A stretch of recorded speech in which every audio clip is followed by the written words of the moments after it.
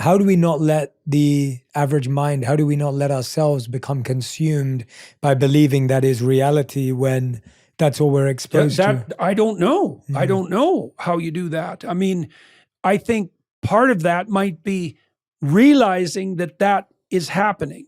You know, it'd be useful for people to familiarize themselves with the symptoms of what's called cluster B psychopathology: borderline personality disorder, narcissism, psychopathy, antisocial personality, histrionic personality, to know who those people are.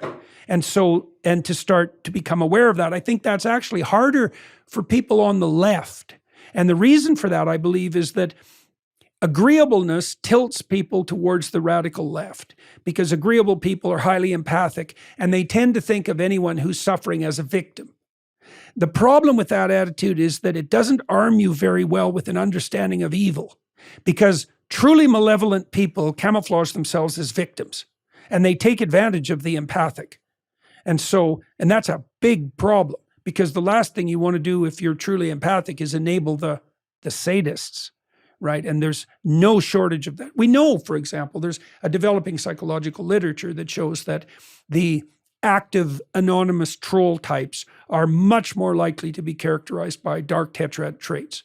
Is there a way that we can affect that at more of a root level so that those aren't created in the first place? Well, I think that one of the things that social media operators should do is they should separate the anonymous accounts from the verified accounts. So, for example, I would like to see it on Twitter where the verified accounts, you see their comments, and then there's a hidden space underneath, which is anonymous accounts. And if you want to click on that and look through what the troll demons have to say, you can. It's a little trip to hell. You're not required to do it. And they're separated from the people who will stake their reputation on their words, which is what you do when you genuinely identify yourself. You know, now the anonymous types like to say, well, you know, anonymity is necessary because in a tyrannical state, only the anonymous can tell the truth. And my experience with that is that for every 1 in 10,000 brave anonymous whistleblowers, there's 9,999 sadistic Machiavellians. And so you might think that you're a brave truth teller in the confines of your anonymous demonically named account, but probably you're just a sadistic troublemaker. So I think that would and then the other issue, it probably is cost. Like free, first of all, free is an illusion because there is nothing that's free. At least you're paying with your attention and your time. It's not free. Your data, yeah.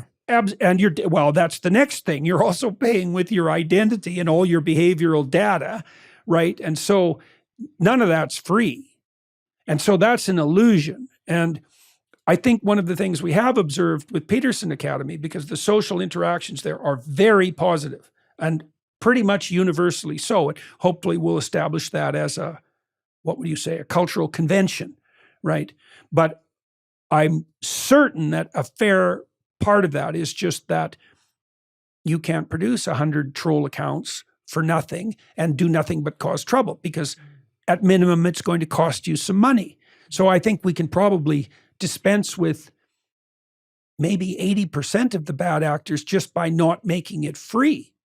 So no one knows, right? This is why I have sympathy, let's say, for people like Mark Zuckerberg and for Elon Musk sort of equally, even though they're not necessarily on the same side of the political spectrum. It's like Zuckerberg gets hauled to Congress and raked over the coals, but it isn't like as if we can assume that he knows how to solve this problem, because the psychopathic parasite problem is really, really old.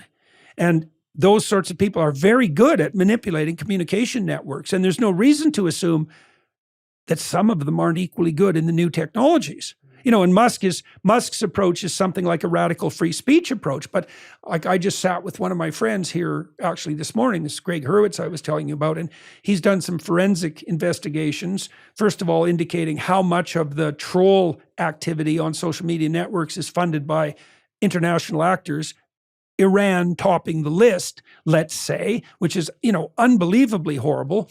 And then how much of the pathological content is generated by a very small number of bad actors with disproportionate influence. You know, 20 20 bad actors on Twitter, like seriously malevolent people who are working to cause trouble full time, they can punch way above their weight, way above their weight. Not good. And there's Not good. there's no saving them.